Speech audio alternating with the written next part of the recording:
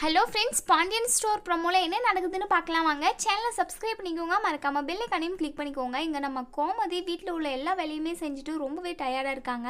நம்ம தங்கமயில் பார்த்துட்டு, அத்தை ரொம்பவே டயர்டாக இருக்கீங்க, ஏதாச்சும் குடிக்க கொண்டு வருவான் அப்படின்னு சொல்லி கேட்குறாங்க. அதெல்லாம் தேவையில்லை மயில் அப்படின்னு சொல்கிறாங்க. சொல்லுங்கள் அத்தை, காஃபி இது போட்டு கொண்டு வரேன் அப்படின்னு சொல்கிறாங்க. நான் வேண்டான்னு சொல்கிறேன்ல அப்படின்னு சொல்லி நம்ம கோமதி சொல்கிறாங்க.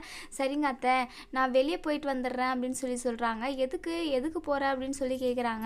இல்லை அத்தை, ட்ரெஸ் எடுக்கணும் அதுக்காக தான் அப்படின்னு சொல்கிறாங்க. இந்த விஷயம் உன் மாமாவுக்கு தெரிஞ்சு அவ்வளோதான் உன்னை அப்படின்னு சொல்லிட்டு நம்ம கோமதி சொல்கிறாங்க.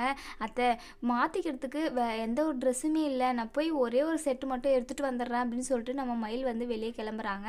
நம்ம மயில் வெளியே போனதுமே நம்ம மீனா ஆஃபீஸிலேருந்து வராங்க. நம்ம அரசி இருந்துட்டு, அண்ணி இன்னைக்கு எனக்கு சாப்பிட்றதுக்கு என்ன ஸ்நாக்ஸ் வாங்கிட்டு வந்திருக்கீங்க, கொடுங்க பார்க்கலாம் அப்படின்னு சொல்லி கவரை வாங்கி பார்க்குறாங்க. அண்ணி எனக்கு பிடிச்சது எல்லாமே வாங்கிட்டு வந்திருக்கீங்க, ரொம்ப தேங்க்ஸ் அண்ணி அப்படின்னு சொல்லிட்டு அரசி ஒரு சைடு உட்காந்து சாப்பிட்டுக்கிட்டு இருக்காங்க. இன்னொரு சைடு நம்ம மயில் இருந்துட்டு துணி கடைக்கு போகிறாங்க. அங்கே ஒரு செட்டு சாரியும் எடுக்கிறாங்க.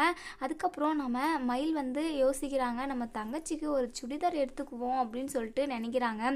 அதுக்கான பணம் நம்மக்கிட்ட இல்லையே, ஒரு சாரிக்கான பணம் மட்டும்தான் நமக்கு கிட்டே இருக்குது, என்ன பண்ணுறது அப்படின்னு சொல்லிட்டு நம்ம மயில் யோசிக்கிறாங்க.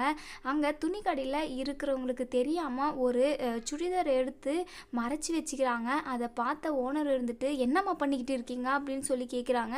அதெல்லாம் ஒன்றும் இல்லைங்க, இது நான் காசு கொடுத்து வாங்கினது தான் அப்படின்னு சொல்கிறாங்க.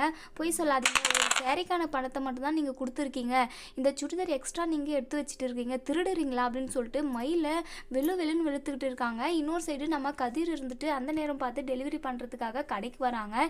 இந்த விஷயமெல்லாம் தெரிஞ்சுக்கிட்டு நம்ம கதிர் இருந்துட்டு நம்ம மயிலை கழுவி ஊற்றுறாங்க. உங்களுக்கு அறிவே இல்லைங்களா நீ, இப்படி தான் திருடுவீங்களா, அச்சு எனக்கு அவமானமாக இருக்குது அப்படின்னு சொல்கிறாங்க. இந்த விஷயம் பாண்டியன் தெரிஞ்ச என்ன